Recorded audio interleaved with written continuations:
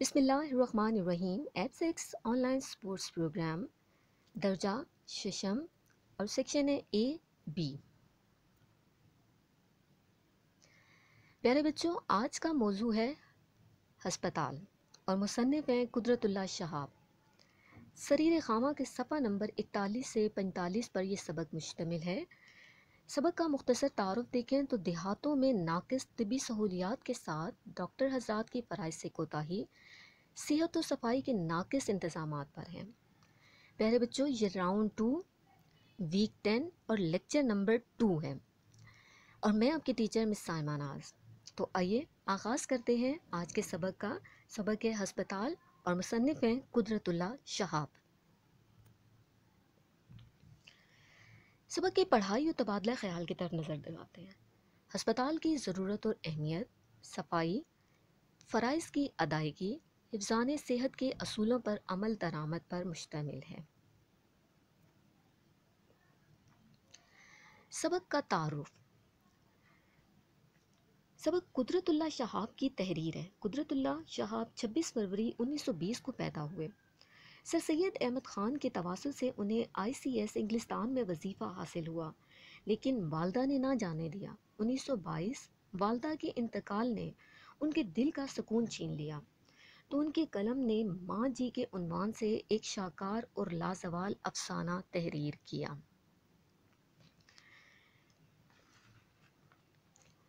نفسانے ایک اور تحریر ہے. حاجی امداد اللہ کی کتاب ضیاء القلوب کا انگریزی زبان میں ترجمہ کیا.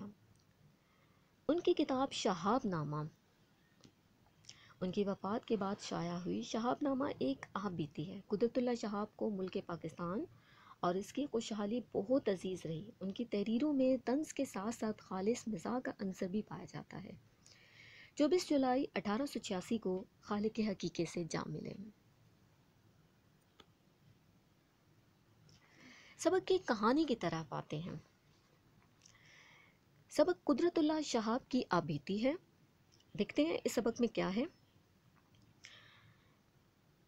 قدرت اللہ شہاب اپنے ایک دورے سے واپسی کی داستان بتاتے ہیں کہ ایک بار وہ طویل دورے سے واپس آ رہے تھے کہ ایک پرفضا مقام پر ایک ڈاک بنگلہ نظر آیا. ڈاک بنگلہ کھلا پڑا تھا مگر چھت غائب تھا اور چوکیدار نے بڑی خندہ پیشانی سے وضاحت کی کہ دراصل یہ 1950 کے سیلاب کا نتیجہ ہے. شہاب صاحب نے پوچھا کہ بھائی، سیلاب تو زمین پر آیا تھا لیکن چھت آسمان سے کیوں کر گر پڑی؟ چوکیدار نے بڑی سادہ لوئی سے جواب دیا کہ صاحب، اس میں بھی اللہ کی کوئی نہ کوئی حکمت ہوگی. المیات تو یہ ہے کہ اس ڈاک بنگلے میں چینی کی چند پرچ پیالیاں اور رکابیاں بھی موجود تھیں. ان سب کی پشت پر انگریزی میں درج تھا جانسن اینڈ جانسن، لنڈن، 1854. چینی کے یہ برتن 100 سال پرانے تھے اور ہماری تعمیر کی ہوئی ڈاک بنگلہ کی چھت سیلاب کے ایک ہی ریلے سے بہہ کر گر گئی. بغیر اطلاع دیے دور دراز دیہات میں اکیلے گھومنے کا انہیں بے حد شوق تھا. اس طرح ایک انسان کی آنکھ ان نظاروں کا مشاہدہ کرتی ہے جو ڈپٹی کمشنر کی آنکھ کو نصیب نہیں ہوتا. انسان کی آنکھ سب کچھ دیکھتی ہے اور ڈپٹی کمشنر کی آنکھ فقط وہی دیکھنے کی عادی ہو جاتی ہے جو اسے دکھایا جاتا ہے. اس کے علاوہ انسان کی آنکھ عموماً سیدھی ہوتی ہے اور ڈپٹی کمشنر کی آنکھ اپنے ٹیڑھے ترچھے زاویوں کی وجہ سے کسی قدر مہنگی ہو جاتی ہے. اس گاؤں میں انہیں ایک استبل نظر آیا جو دراصل وہاں کا ہسپتال تھا. ڈاکٹر صاحب دھوتی بنیان پہنے کرسی پر اکڑوں بیٹھے تھے اور اپنے گھٹنوں پر پرچیاں رکھے نسخے لکھ کر مریضوں کو دینے میں مشغول تھے. اور تمام مریض جنہوں نے کرسی کے چاروں طرف گھیرا ڈالا ہوا تھا، ہر مریض اپنی بساط کے مطابق اپنے اپنے مرض کی خود تشخیص کرتا اور ڈاکٹر صاحب نسخہ لکھ کر دیتے اور مریض نسخہ لے کر بغیر دوائی کے ہی وہاں سے چلا جاتا. شہاب صاحب کہتے ہیں کہ میرے ظاہری حلیے سے متاثر ہو کر مجھے ایک بینچ پر بٹھایا گیا اور مجھے دوسرے مریضوں پر ترجیح دینے کی کوشش کی گئی، مگر میں نے انکار کر دیا اور آخر میں اپنا حال بیان کرنے کی درخواست کی. جیسے ہی مریضوں کا ہجوم ختم ہونے لگا، ڈاکٹر نے میری طرف دیکھا. میں نے ڈاکٹر سے کہا، ڈاکٹر صاحب میرے دماغ میں کچھ خلل واقع ہو گیا ہے، مجھے بیٹھے بیٹھے وہم ہونے لگتا ہے کہ میں ضلع جھنگ کا ڈپٹی کمشنر لگ گیا ہوں۔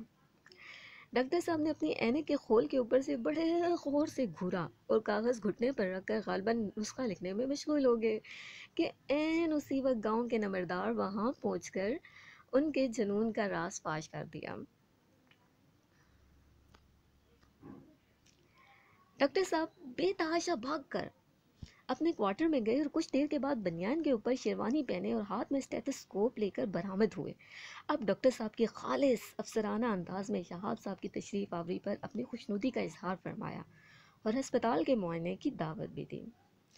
دوائیاں موجود ہوں یا نہ ہوں، مریض بہرحال آتے ہی رہتے ہیں۔ اور پھر ڈاکٹر صاحب نے اپنے رجسٹر کے اعداد و شمار سے یہ خوشخبری بھی سنائی کہ متواتر کئی برس سے مریضوں کی تعداد میں خاطر خواہ اضافہ ہو رہا ہے۔ ڈاکٹر صاحب اس مقام پر پورے 9 برس سے مسیحائی فرما رہے تھے اور ڈسپنسری کا آخری معائنہ 1930 میں ہوا تھا۔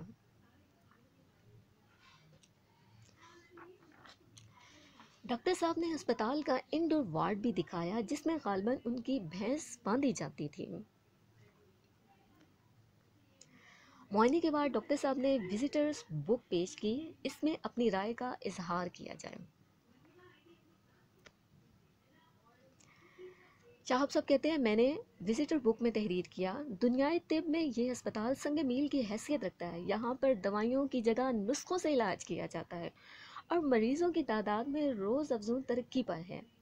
ہسپتال میں داخل ہونے والے مریضوں کے لیے بھینس کے خالص دودھ کا خاطر خواہ انتظام موجود ہے، کیونکہ وارڈ میں بھینس باندھنے کا بھی بہت اچھا بندوبست کیا گیا ہے۔ گوبر بھی وقت پر اٹھا لیا جاتا ہے اور مکھیوں کی آمد و رفت پر کوئی خاص پابندی عائد نہیں ہے۔ شہاب صاحب کہتے ہیں کہ چند ماہ بعد جب دوبارہ میں اسی ڈسپنسری کو دیکھنے کے لیے گیا تو وارڈ میں ڈاکٹر صاحب کی بھینس تو بدستور بندھی ہوئی تھی، لیکن وزٹر بک کے جس ورق پر میرے پہلے والے معائنے کی رائے درج تھی وہ غائب تھا۔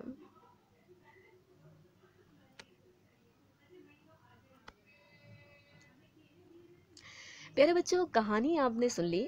اب کہانی کے بعد سبق کے مشکل الفاظ کی طرف آتے ہیں۔ بچوں، مشکل الفاظ کے تمام معنی یہاں پہ درج کر دیے گئے ہیں۔ ہمت، رکاوٹ، رضامندی، تیزی، فوراً منہ سے نکلی ہوئی بات اور سلیقہ۔ اس سبق سے ہمیں اپنے ملک کے دیہات میں پائی جانے والی ناقص طبی سہولیات کا پتہ چلتا ہے۔ کیا آپ بتا سکتے ہیں کہ صورتحال میں کیسے بہتری لائی جا سکتی ہے؟ پیارے بچوں، تعلیم سے شعور اجاگر ہوتا ہے۔ تعلیم کو عام کیا جائے۔ اپنے حقوق کی آگاہی بہت ضروری ہے۔ مخلص، ایماندار اور فرض شناس لوگوں کی تعیناتی کی جانی چاہیے۔ سہولیات کی فراہمی کو یقینی بنایا جائے اور سہولیات کا درست استعمال کیا جائے۔ ملکی وسائل کو ذاتی وسائل نہ سمجھا جائے۔ صفائی ستھرائی اور حفظان صحت کے اصولوں پر عمل کرنے سے کافی حد تک بہتری ممکن ہے۔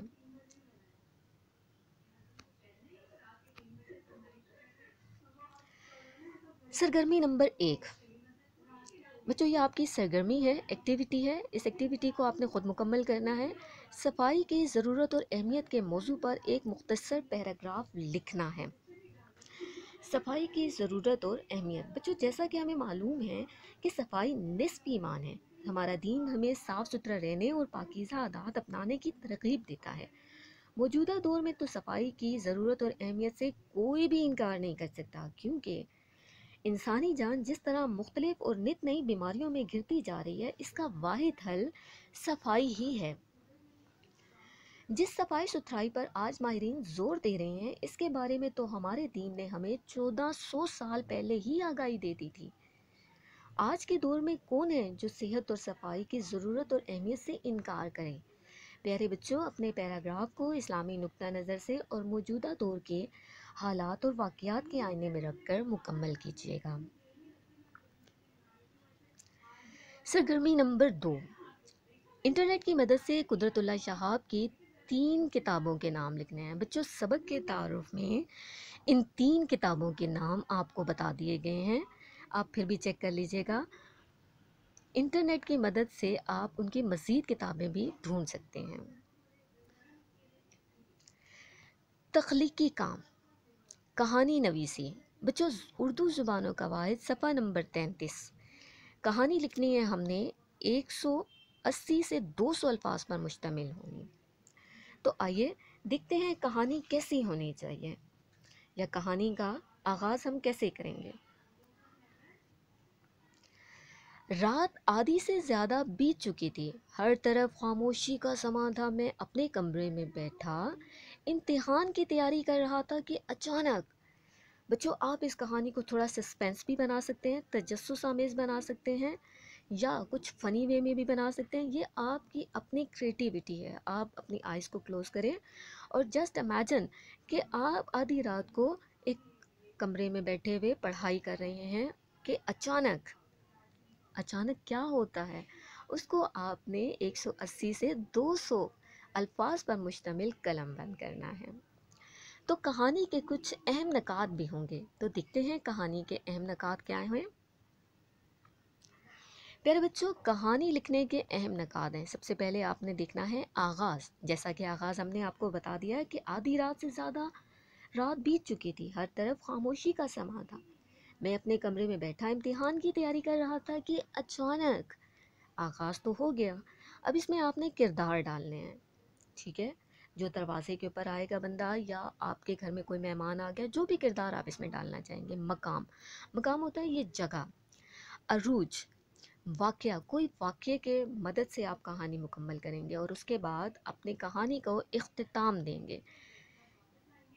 इन तमाम नकात की मदद से आप एक अच्छी कहानी आराम से लिख सकते हैं। प्यारे बच्चों, इसके साथ ही वीकली असाइनमेंट का इख्तिताम होता है। अपना ख्याल रखिएगा। शुक्रिया।